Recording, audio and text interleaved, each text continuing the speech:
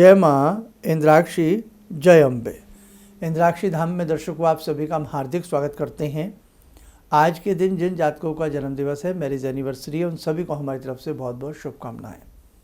साथ ही कल रात्रि में भी रक्षाबंधन का कार्य रहा और अभी भी रक्षाबंधन का समय थोड़ा सा बचा हुआ है। अभी सुबह के 7 बजे हैं। रक्षाबंधन के पर्व पर भी आप सभी को ढेरों सारी शुभकामनाएं। और अब भादों का महीना 7:07 से भादों का महीना प्रारंभ हो जाएगा। एक तरह से हम भादों के ही महीने में अब जा रहे हैं। तो भादों महीने का जो समय है, क्षण है, वो भी आप सबके लिए शुभ हों, ऐसी भगवती से शुभकामना करते हैं। और साथ में आज के इस अंक में हम बता रहे हैं कि ऐसे बहुत लोग होते हैं जिनके ऐसे बहुत सारे अनुष्ठान होते हैं जो बीच में खंडित हो जाते हैं।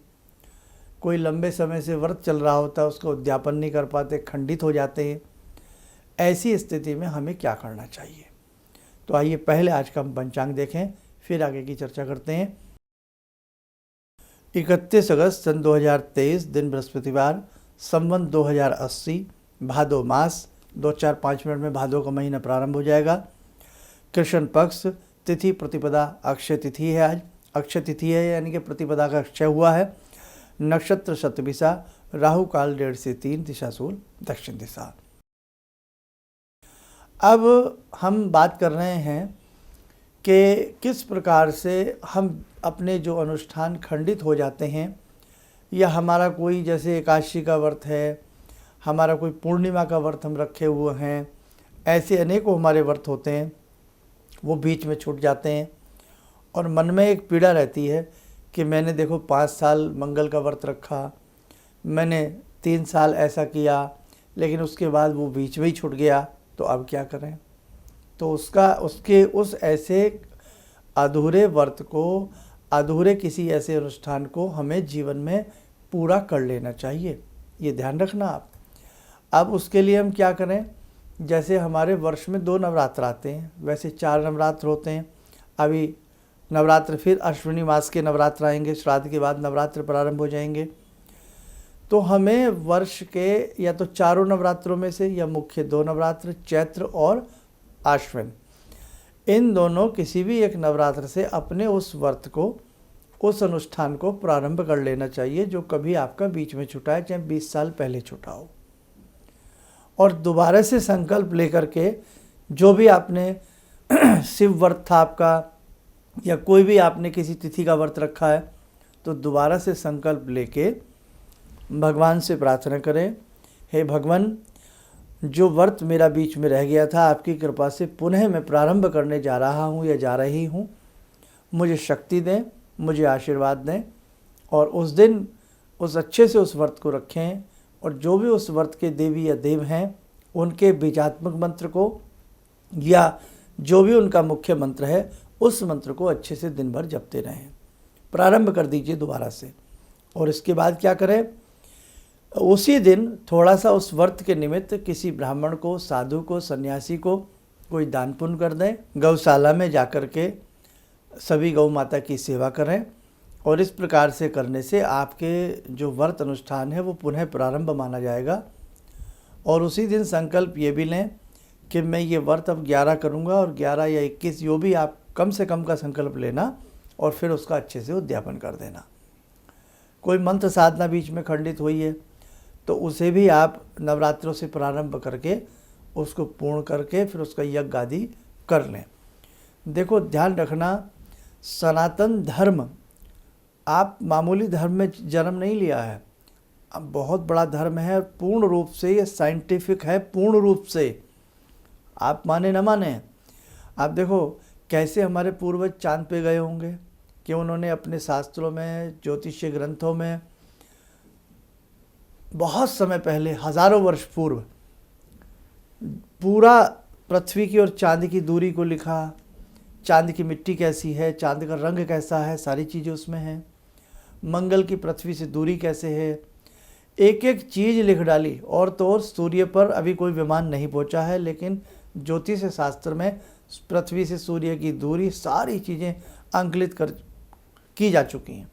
कहने का भाव कि ज्योतिष विद्या में नवग्रहों की रिसर्च हज़ारों वर्ष पूर्व हो चुकी है। सूर्य, चांद, सारी चीज़ें, और तो और तारों के ऊपर रिसर्च हो चुकी है। कहने का मेरा भाव ये है कि बहुत ही साइंटिफिक आधार पर ये धर्म अपना सारी चीज़ें इसमें हैं, और आप इससे जुड़े हैं। तो अब मैं जो कहना चाह रहा हूँ वो सुनिए आप मेरी बात। जब चांद सितारों की पता हज़ारों वर्ष पूर्व लग चुका है इस शास्त्र में, धर्म में, इसी में आपका प्रारब्ध, आपका पुनर्जन्म, और प्रारब्ध में जो साधनाएं छूट जाती हैं, व्रत छूट जाते हैं, माने न माने, अगले जन्म में आपका मन लालायित रहता है उन्हें पूरा करने के लिए।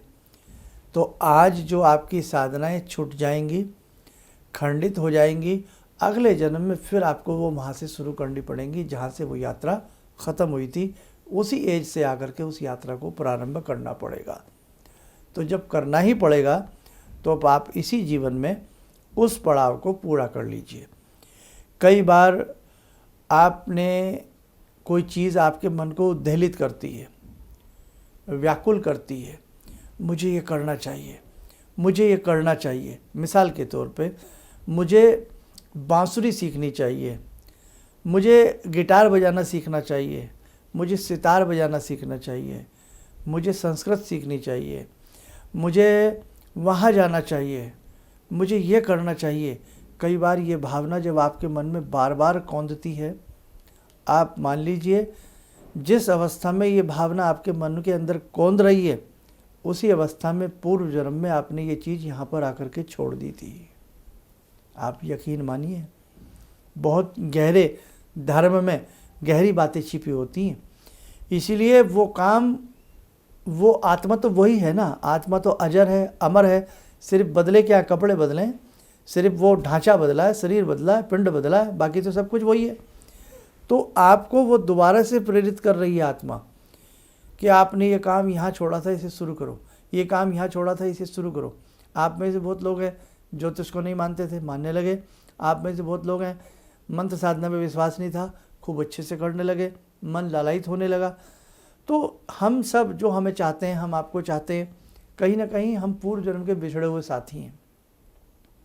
इसलिए भैया जो मौका मिला है, आपके बीच में अनुष्ठान खंडित रह गए, कोई भी चीज़ खंडित रह गई है, उसे आप दोबारा से अच्छी गति से, अच्छे प्रेम से उसे आप शुरू करो। और जैसे कि इंद्राक्षी धाम आपके साथ है, आगामी समय में कुछ मन है कि जैसे कोई विशेष अनुष्ठान आपसे कराए जाएं।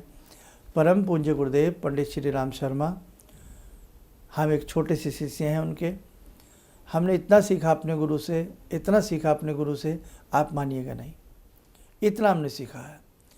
उन्हीं के कहने पर एक तरह से मान लें आप, हमने गायत्री के अनुष्ठान किए, लघु अनुष्ठान किए, बड़े अनुष्ठान किए, और भगवती की कृपा से और गुरुदेव की कृपा से बहुत कुछ मिला है।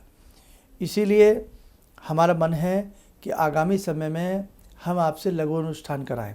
चाहे आप अनुष्ठान गायत्री के 24,000 का लघु अनुष्ठान करें, नवारण मंत्र का अनुष्ठान करें, लेकिन आप जुड़िए इन चीज़ों से। आप घाटे में नहीं रहोगे, बिल्कुल घाटे में नहीं रहोगे। गायत्री मंत्र को लेकर के इतनी बातें लोग कह देते हैं, डरा देते हैं, लेकिन मैं आपको हृदय से बता रहा हूँ, डरने की आवश्यकता नहीं है। शांति कुंज हरिद्वार, करोड़ों परिजन हैं वहाँ से जुड़े हुए, करोड़ों, लाखों में नहीं है। शायद ही इतना बड़ा कोई मिशन हो वर्ल्ड के अंदर, वर्ल्ड वाइड। और जिन्होंने अच्छे से गायत्री किया, सब फल फूल रहे हैं। आर्य समाज में गायत्री मंत्र पढ़ा जाता है, गायत्री मंत्र की दीक्षा दी जाती है। और देखो आर्य समाज में भी देखो ना, कितना गायत्री मंत्र पढ़ के भगवती की कृपा से, भगवती की ऐसी चेतना होती है कि सभी खुशहाल हैं। आर्य समाज में देख लीजिएगा, शांति कुंज हरिद्वार में देख लीजिएगा, या जिसने निजी जीवन में अपने गायत्री को जपा है, सब खुशहाल है। इसलिए आप कदापि ना डरें गायत्री मंत्र पढ़ने से। अगर ऐसा होता तो हमें स्कूलों में गायत्री मंत्र ना पढ़ाया जाता, बचपन से ही हर संस्कार में गायत्री मंत्र ना होता, तो आप बिल्कुल इन चीज़ों को लेकर के ना डरा करें। खैर, आज की बात हम अब यहीं समाप्त करना चाहेंगे, क्योंकि जो जैसे कि हमने कहा कि बीच में आपका व्रत अनुष्ठान खंडित हो जाता है, उसे आप ज़रूर पूरा कीजिए। और हमारे कहने से लघु अनुष्ठान या पूर्ण अनुष्ठान अपने गुरु के निर्देशन में अपने जीवन में एक बार जरूर कीजिए। आगे बहुत अच्छा मौका आ रहा है, श्राद्ध के बाद का मौका है, उससे चूकिएगा मत। हम भी आपको उसके लिए कुछ सहयोग करेंगे और कुछ बताएंगे। आइए समय हो चला आज की ध्यान साधना का। आज की ध्यान साधना में जुड़ते हैं हम भगवान श्री कृष्ण से। ॐ करारविन्दे न पदारविन्दं मुखारविन्दे विनिवेशयन्तं वटस्य पत्रस्य पुटे शयनं बालामुकुन्दं मनसा स्मरामि बालामुकुन्दं मनसा स्मरामि कस्तूरीतिलकं ललाटपटले वक्षस्थले कौस्तुभं नासाग्रे वरमौक्तिकं करतले वेणुकरे कङ्कणं सर्वाङ्गे हरिचन्दनं सुललितं कंठे च मुक्तावले गोपास्ति परिवेष्टितो विजयते गोपालचूडामणि शान्ताकारं भुजगशयनं पद्मनाभं सुरेशं विश्वाधारं गगनसदृशं मेघवर्णं शुभांगं लक्ष्मीकान्तं कमलनयनं योगवृद्ध्यानगम्यं वन्दे विष्णुं भवभयहरं सर्वलोकैकनाथं। कवच बना लें, ध्यान करें। मुरली मनोहर का शुभ आशीष हम सबके ऊपर बरस रहा है।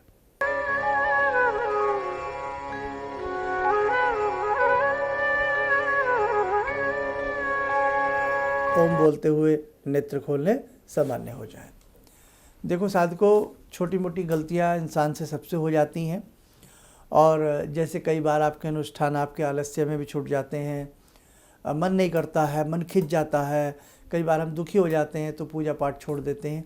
तो ये व्यक्ति का स्वभाव है, लेकिन स्वभाव बदलता है।